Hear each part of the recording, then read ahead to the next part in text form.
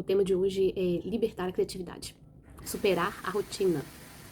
E o que é isso, Juliana? É a gente poder dançar a vida, fazer da vida uma dança, a nossa rotina, uma valsa, né? Mas não dançar uma valsa com as duas pernas engessadas, de qualquer jeito, né? Levantando da mesma forma, reclamando dos mesmos problemas, vivenciando aquela rotina, aquela maçante, como se estivesse carregando um fardo, um peso. Não, não é isso. É amar a nossa rotina. É libertar a nossa mente e fazer da nossa rotina algo, amar a nossa rotina e ter criatividade para essa rotina ser leve, viver com leveza, né? Libertar a criatividade é fazer da nossa rotina, nutrir a nossa rotina de leveza, né? De sabor, de aventura, né? E como que a gente faz isso? Surpreendendo a gente mesmo, surpreendendo o outro, né? O nosso próximo.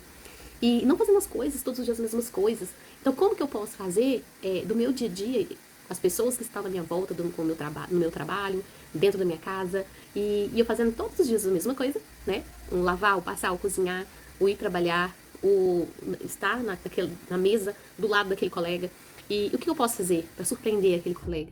O que eu posso fazer para aquele dia ser diferente? O que eu posso fazer para poder que aquele colega tenha um momento também feliz, uma rotina leve?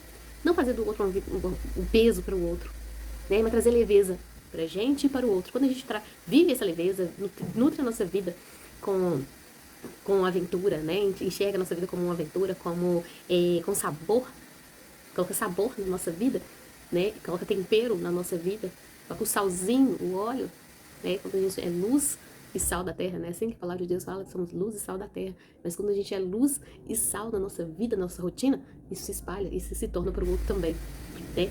E aí, como que a gente faz isso? É surpreender o outro com formas diferentes, né? Às vezes levando um bilhetinho para o outro, surpreender os nossos filhos com uma carta, com um desenho, com um almoço diferente, com algo que eles gostem. A forma, às vezes, de ajudar, de trazer eles perto da gente, é colocar ele, tá lavando uma vazia? Vem cá ajudar a mamãe. Ah, vamos brincando aqui, vamos conversando, né? Ah, me ajuda como colocar a mesa. Vamos trazer para perto, né? E a gente também se aproximar também do outro, de olhar também para a dor do outro, porque às vezes está tão próximo da gente e às vezes está lá gritando, sufocado, né? Pedindo socorro, às vezes através do comportamento, mas em silêncio, talvez está sofrendo, mas em silêncio.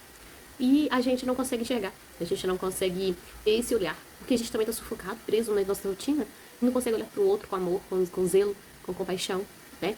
E aí vivenciando focado só na nossa rotina, nossa agenda corrida, louca, né? Ter horário para tudo, aquela alta performance, ter horário de estar tudo cronometrado.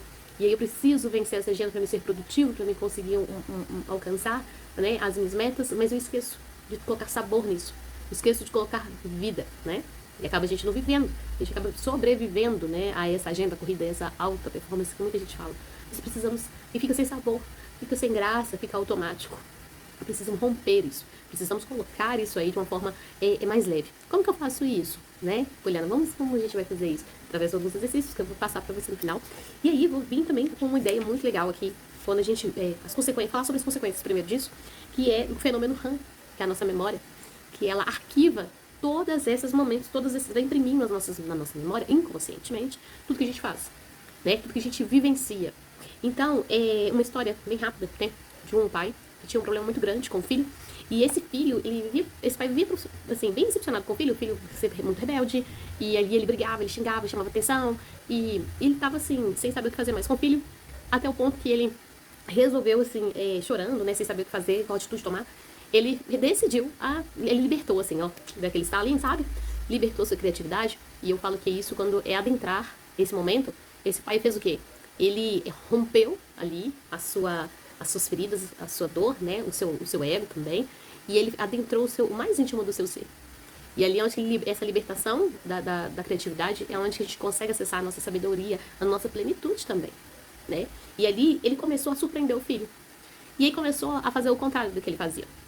Começou a dizer que o amava, a pedir desculpa quando ele se exaltava, a falar, né, coisas positivas, e foi construindo ali aqueles pequenos gestos e pequenas palavras de amor, né? E com esses pequenos gestos, com esses pequenos pedidos de desculpa, quando ele reconhecia o erro, o pai reconhecia o erro que ele tinha errado e dizia que o amava, né? E procurava trazer aquele filho mais para perto, dizer como que foi seu dia, como que tá sendo, né? Então, assim, foi apagando aquela memória de agressividade, substituindo ela por algo positivo, por amor, por coisas bondosas. Ele conseguiu abraçar o filho, ele conseguiu trazer o filho para perto. E ali ele foi substituindo aquelas memórias negativas por memórias positivas. E onde que mudou a chavinha e o filho que começou a se desenvolver, o filho começou a trilhar o seu caminho, como realmente o pai queria, só que ele tá fazendo de um modo errado, né? Então, muitas das vezes a gente quer algo, mas o nosso caminho, a nossa forma que a gente faz, às vezes não tá certo da forma que a gente tá fazendo. Nós precisamos libertar a nossa mente, abrir a nossa mente, para que ela possa, assim, ter uma criatividade.